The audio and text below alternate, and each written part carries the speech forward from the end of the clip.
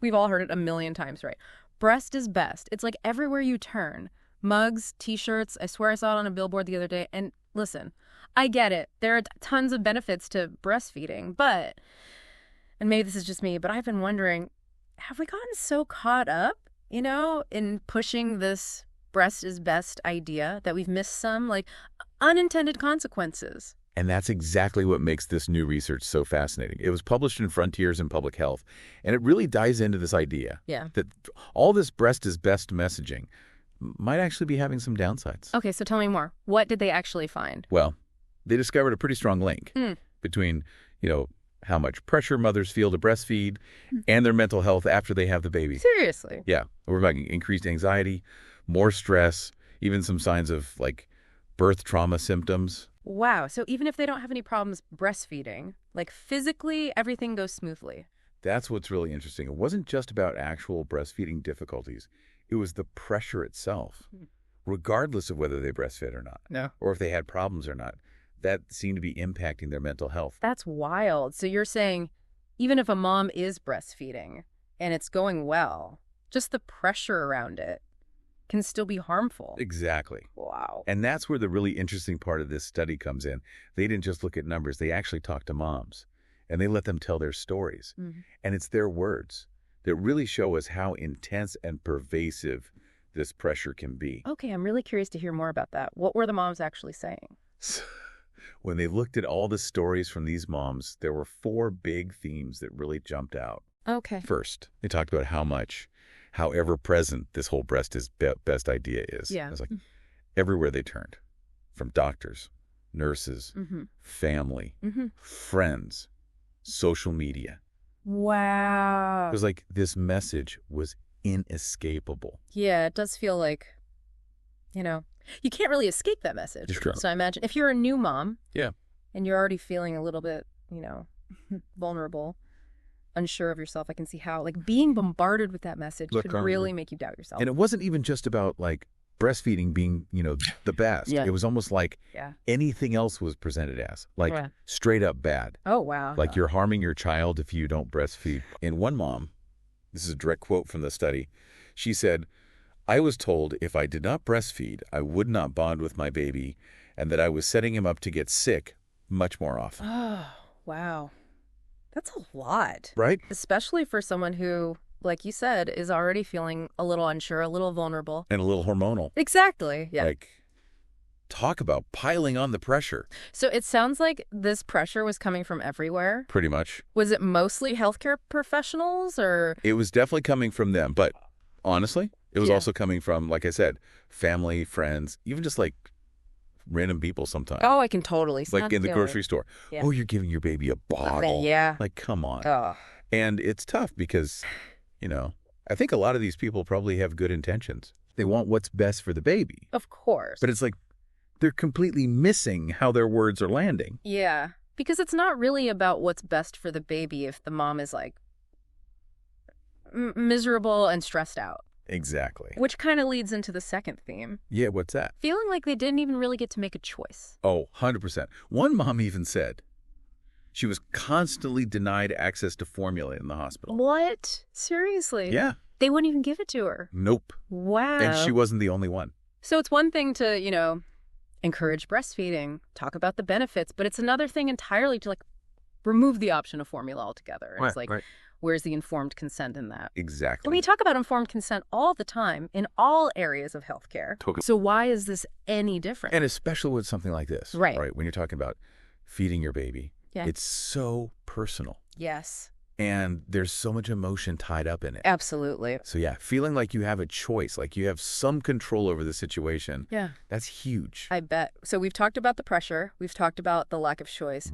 How did all of this actually make these moms feel? Yeah. So not surprisingly, a lot of them talked about feeling like they were failing as mothers. Oh, wow. And this is really at the heart of why this research is so important. Yeah. Because it's not just about the physical act of breastfeeding. Right.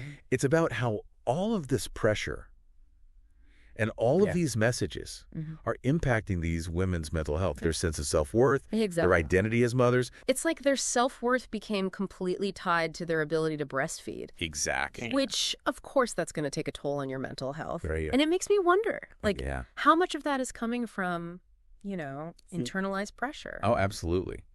And that brings us to the third big theme, this really intense connection between breastfeeding and a mother's sense of identity. Right. It's like they felt like their worth as mothers was totally dependent on whether or not they could breastfeed. Oh, man. And when they struggled, which, let's be real, a lot of women do, Right. they took it so personally. Yeah.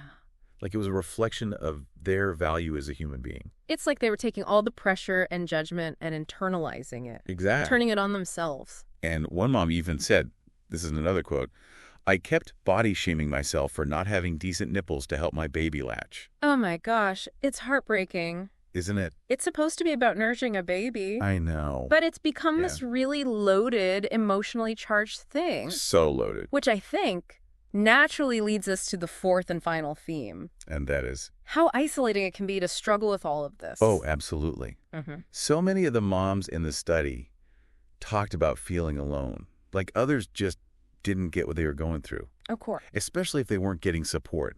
That aligned with their personal choices. Like Right. if they wanted to use formula or if they wanted a combination feed, and everyone around them was like, no, you have to breastfeed. It just adds another layer to it. Like, new parenthood is already isolating enough. It is. You're sleep deprived, your hormones are all over the place, you're trying to figure out this tiny human, Yeah. and then you add this on top of it. Right. It's a lot. It's too much. So, we've talked about the problems, Yeah. but what can we do about it? So we've talked about the problems, but there has to be something we can do about this, right? We can't just leave these moms Yeah. high and dry with all this pressure and stress. Oh, absolutely not. And the study actually does a great job of, Yeah. not just highlighting the problems, Yeah. but actually offering some really practical solutions, like Yeah.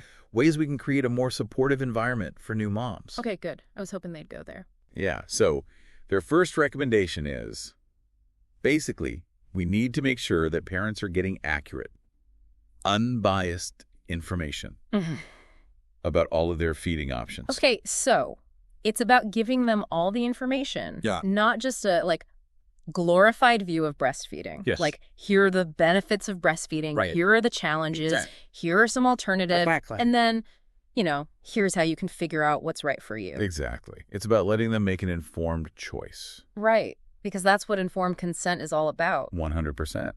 And that actually leads perfectly into the second recommendation, doesn't it? What's that? Respecting their choice, Yes. whatever they decide. Whatever that looks like for them. And this is actually really interesting because the study found that when mothers felt supported in their choices, when they felt like they had control over the situation, it not only, reduced their stress and anxiety, but it actually led to better breastfeeding outcomes for those who did choose to breastfeed. Oh, wow. So you're saying less pressure, more success. In a lot of cases, yes. That's really interesting. And it makes sense if you think about it, right? I guess so. Like when you're stressed out, Yeah.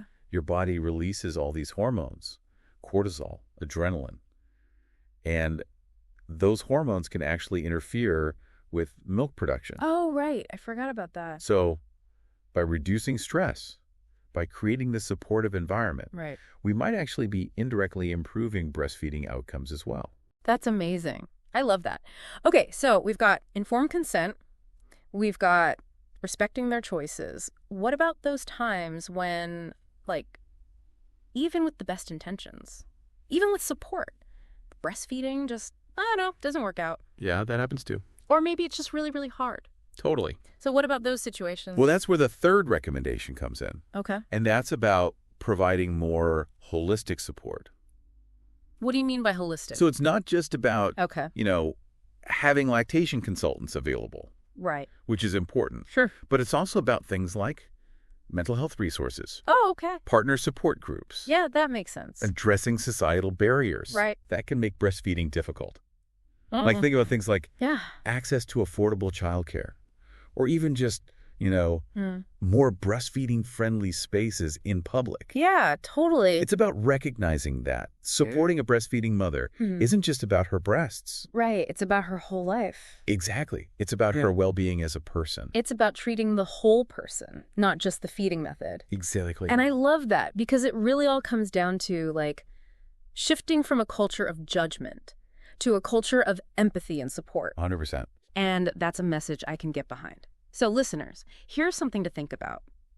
How can we each contribute to creating that kind of culture? Whether you're a new parent yourself, or you know someone who's about to have a baby.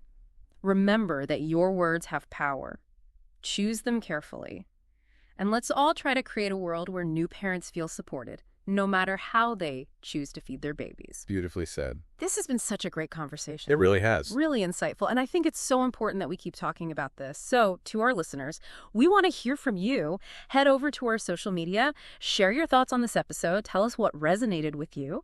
And until next time, happy listening.